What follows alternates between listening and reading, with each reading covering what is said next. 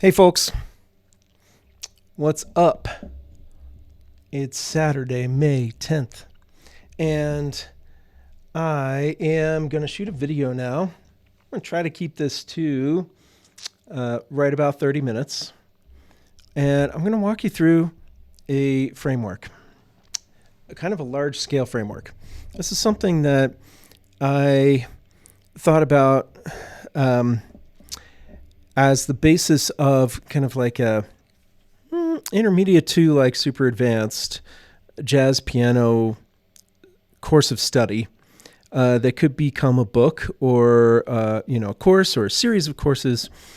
And I'm not actually sure exactly what product, what shape this will take, except that I want you all to join me this summer if you feel inclined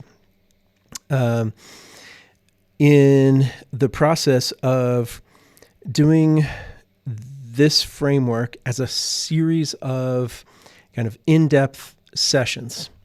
So, and then we'll see what that becomes. Maybe it will just be the framework for continuing study. Maybe it will become a series of mini courses. Maybe it will become the kind of a foundation of a book. And maybe it'll just be, a jumping off point for each of you, depending on where you're at, to work on really in depth what's kind of the next set of skills and strategies that will serve your growth. So that's where I'm at today. And this framework has 4 parts, the fourth of which is kind of a lot of what we've already been working on consistently, which is like how to practice, how to access metacognition, and how to like really effectively build skills and strategies as you learn tunes and kind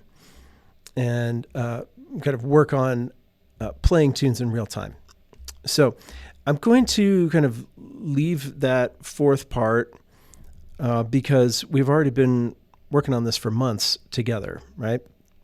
And also there's like resources within the Inspired Contemporary Pianist community already that I've made, like the 4-day masterclass from January, and a new one I'm going to do at the end of this month that will be kind of a similar thing with in-depth 4 days, half-an-hour sessions, working on really developing your musical voice. So in lieu of leaving that part 4 off, we're going to talk through today part 1, 2, 3, and I'll just start from the beginning. We'll walk it through, and I just want to kind of demo. I don't have exact plans, so bear with me. I'm going to just kind of off the cuff demo what I'm talking about, and then you'll get the idea. So we're starting with swinging. All right.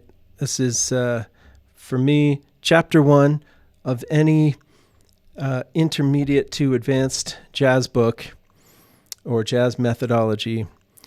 You gotta feel what it is to be swinging.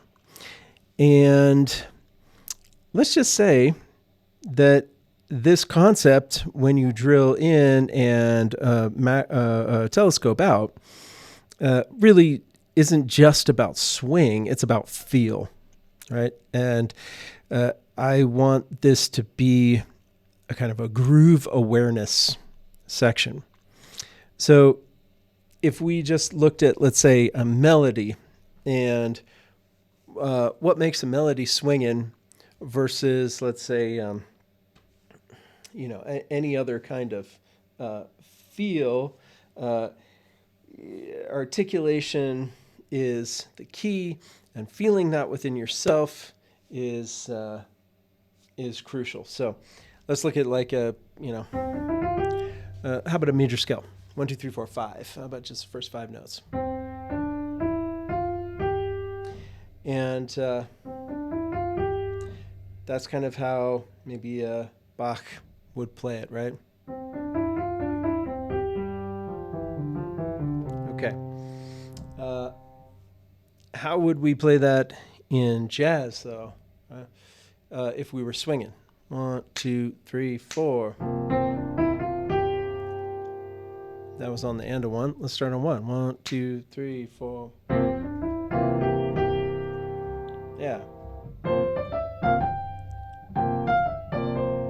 All right, and you notice I'm going do ba do ba do, do ba do ba do.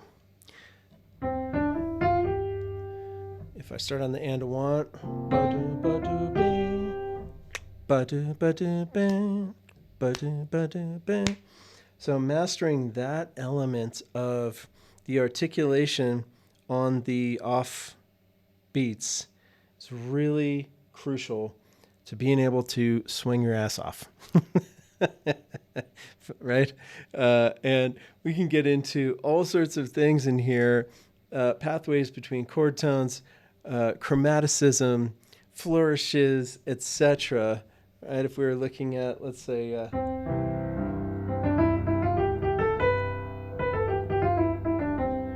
that's pretty straight, and we're swinging it.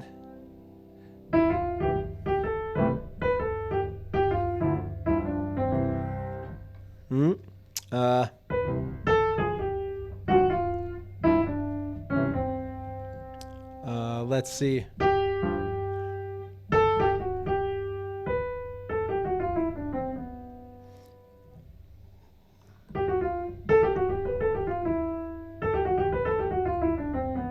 That sounds like something my dad would play in a Mozart piece.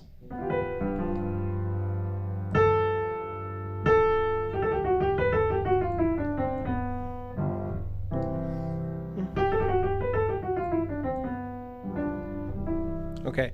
Right, when we're going to swing it.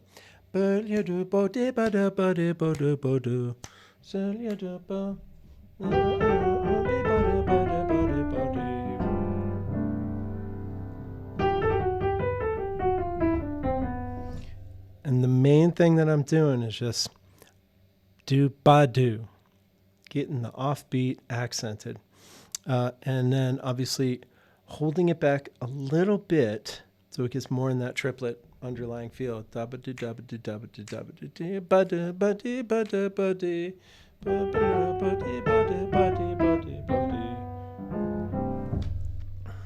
All right, so swing feel, huge.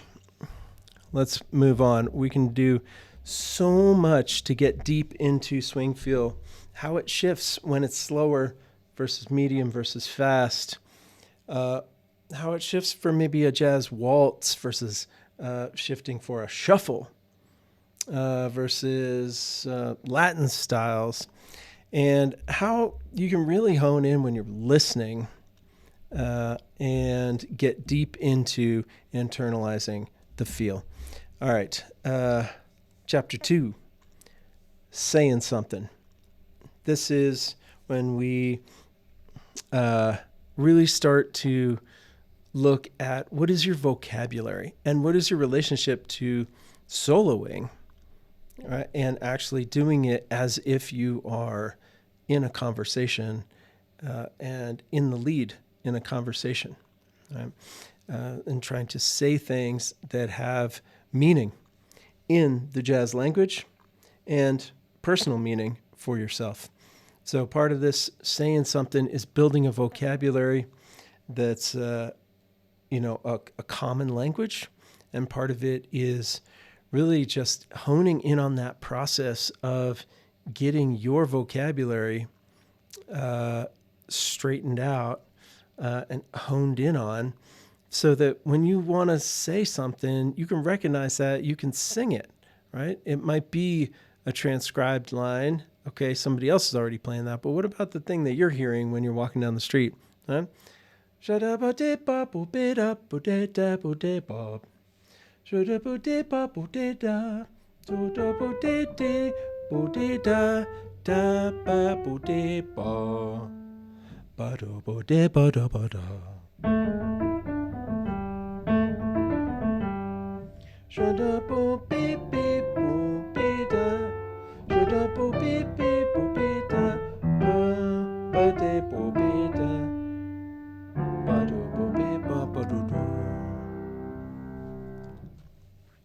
All right. We can go deep into that. Again, listening. Listening is at the core, so at the core of the foundation, right, in jazz. And then building a vocabulary. And that transitions us into chapter 3 or strategy 3, which is expressing yourself. All right. And that's when we really get into building your own idea bank. Not only getting clear on some good lines and doing transcriptions, but getting into like, how can we imitate the style of somebody without directly playing them? How can we alter, once we get a piece of vocabulary in there, how can we alter it, adding to it at the beginning or at the end, transforming it in different ways, and using it as motivic fuel, right? Making it your own. And then part 2, we get to part 2, which is really more about kind of structural and storytelling aspects. And in strategy 4 here, we're talking about telling a story. Telling a story is when we really start to use these things, motivic development, across longer structural periods, right? A full section, maybe A before we get to the B and we change something, maybe a whole chorus or even more, focused around telling a story of a single character or multiple characters interacting, but coming back, having a life, right? So let me just take a pause here to demonstrate, because I think all 4 of the first sections or strategies kind of lead into each other and culminate at that idea of telling a story. So if I were playing a tune, how about Bye Bye Blackbird? That's a tune I love to play. And I wanted to tell a story and not just show that like I can play this tune or I'm really good at the piano. But I just want to tell a story in this moment. I'm going to take whatever I play and I'm going to actually treat it like a character who I'm interested in. And we're going to, you and me, right, the listener and the performer, we are going to kind of excavate the journey of this character together. So let's see how it goes. Just play through the head once to get myself situated.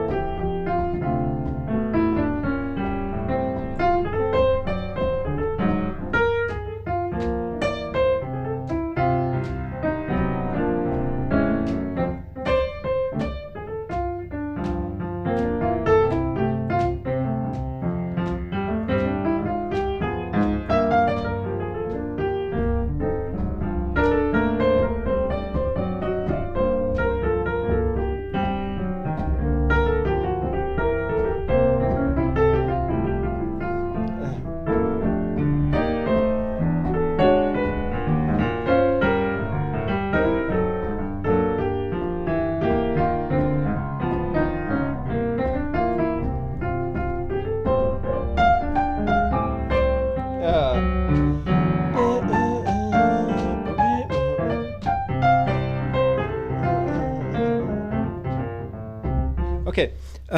And yes, purposefully trying to get back to my original motif. Ba ba ba. Maybe it was a ba ba bum. Actually, at the beginning, I have to go back and listen. Yeah. So I give myself a second chorus, still trying to hone in on telling a story, bringing in other characters. It's easier said than done, right? To really maintain a cohesive arc and interweaving of multiple characters. Really easier said than done, but it's super fun to try. And we actually have a lot of strategies at our disposal. So that is the segue into what's next, right? It's getting deep into more of the strategies at our disposal. And that starts in my framework with strategy 5, which is how do you do that? Which is about instrumental stuff, right? So there's just so many devices that we have at our disposal as pianists that other instruments don't have, that it's really worth doing a deep dive into some of them.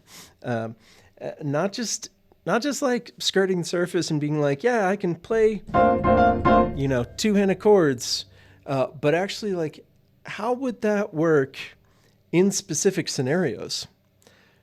And what are some of the possibilities with that as we go? Spoiler alert, there's a lot. But on let's say a tune like this, right? Where let's say we have two-handed chords as a piano thing that we're going to try. This would probably be really effective on the kind of the bridge spot where it's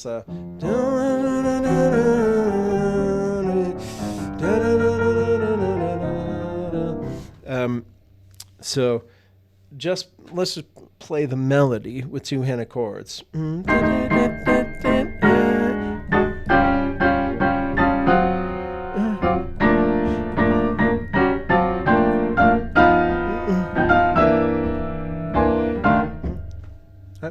That's pretty cool. That's fun. We could play around with maybe sus4s and things like that, and then we get into more of like harmonic stuff, and that's again another toolkit that we have on the piano that most other instruments are extremely limited in how much harmony they can actually realize, right? Basically, except for guitar. We can do things like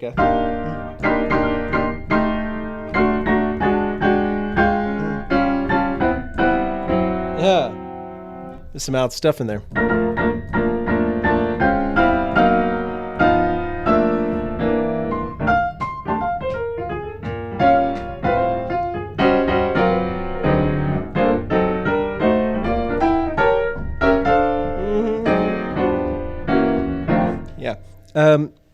Two-handed chords, lots of different possibilities.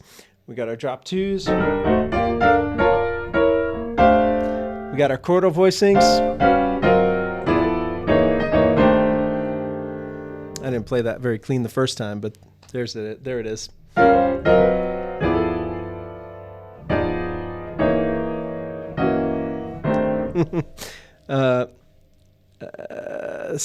Okay, we got things like inner voice movement that we can do on piano that you can't do on other instruments anywhere as close. Even guitar, like it's hard to get much inner voice movement. You can do some, but not nearly as much as you can do on piano. So, we're doing, let's say, an intro.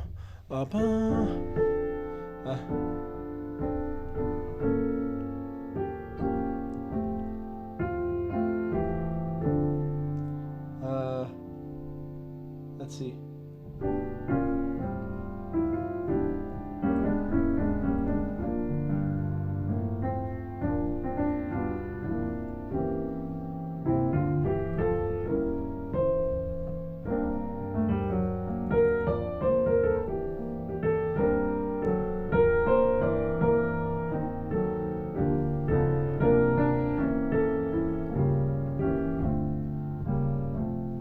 Etc. Right? Um, so once we get into like what can you do on the piano, so many things, and that's when we also like we're not just looking back to the lineage for cool lines. We're looking back to the lineage for details, voicings, um, kind of techniques that were unique to players. And that's where you can really dig into like, who do I want to be my influence that's coming through in my voice? That people can hear like, oh, you're influenced by so and so and such and such. Uh, I think there's like an endless amount of that, and it can be kind of overwhelming, and also kind of feel like, oh, I'm going to cheapen or like dilute my own personal style here. But if you're intentional about it, I think you can really bring, you can bring, what's the right word? New threads into your tapestry. And what's great about learning things from the lineage is that they're all really fucking great. Like, unless you're, I don't know, studying somebody's worst solo, like, man, the people we revere as masters, it's all great stuff. So, guaranteed beautiful thread in your tapestry. All right. Moving on to strategy 6 or chapter 6, and part 3. And this is where we get into the kind of piano player's toolkit, if you will. I think, it's a perfect segue from like, what can you do on the piano to looking at like building that very organized kind of warehouse. I like to call it your personal Amazon warehouse, right? Of voicings and specific techniques. We've already, obviously addressed the lines, but like really thinking about your toolkit and focusing in on what do I have, taking an inventory and making decisions about what are the things in here that maybe are disorganized and or like old. Think about like going in your own garage or your food pantry and being like, whoa, that's outdated. Like, I don't want this anymore, or I don't need this anymore, or this, like, I'm not actually interested in this. And starting to do some of that very clear organizing work, that takes not only like an approach that's about accumulating stuff and organizing it, but also about discarding and just inventorying, being very clear about what is it that I actually do. So part of this process can also be self-transcription and or just listening to yourself and taking that clear-eyed inventory and being like, yeah, that thing right there that I do, like, I don't need that. So along with that, we have, just, again, like endless cool shit to learn. But when I think about this, I'm thinking about context-based skills in particular. Like, okay, if I'm playing Bye Bye Blackbird in a medium swing, there's certain things that I want to have in terms of left-hand voicings. I'm going to assume that most of the time I'm going to be playing with a trio. So I really want to hone in on those left-hand voicings, some harmonic possibilities. How am I playing clear voicings? If I go for this thing, da da da da da da da da da da da da dee da da. What am I doing here? Da da da da dee da da. Am I gonna do that? Da, da, da, da, dee, da, da. There's multiple ways to do this. Da da da da da da da dee da da. Da da da da da da da da da da da da da dee da da. Making it all 13 chords, etc. So, yeah, those are the kind of detailed inventories and possible, applied skills that I think an advanced study of jazz piano will take us into. And we'll work on templates, contexts. We'll work on some specific cool advanced things like voice leading and harmonic flow, harmonic substitutions, and really being able to put in things like 5-to-1s. It's so easy to conceptualize a 5-to-1 and so much harder to just put it in there in the moment in a way that really works, right? I've talked to students about inserting 5-to-1s for my entire teaching career, like 30 years. Let's say 20, 25 plus years. And the number of students who can actually do that and do it effectively in the moment, man, it's like exceedingly small. Because this is some advanced shit that really takes like the foundation of all the things I've talked about so far being solid, so that you have the capacity. And this, of course, is where we go to part 4 with the mindset and the mental optimizations. You got to have the capacity to think in that moment of like, what's possible right here? So, when I'm saying like, okay, from here, I'm going to go da da da da dee da da da da da da da da da da dee da da da. What are my other possibilities? Ba ba da da dee da da da da da da da da dee da da. Okay, cool. That's another one. Ba da da da dee da da. Da da da da da da da da da. Doing chromatic 2/5s. It's another one. Yeah. So just using chromatic minor chords could be another one. Ba ba da.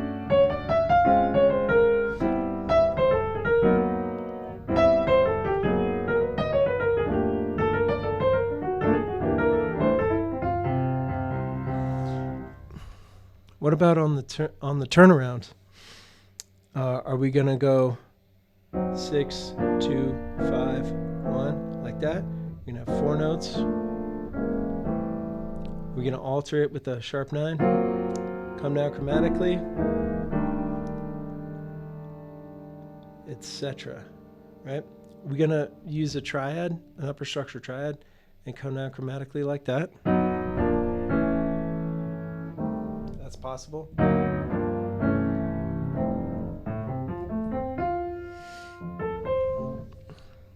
Okay, so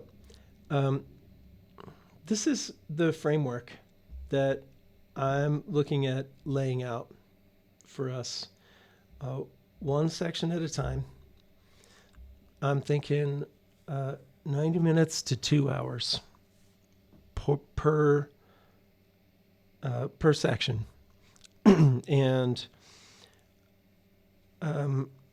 applying it on a tune each time, perhaps multiple tunes, but at least one tune.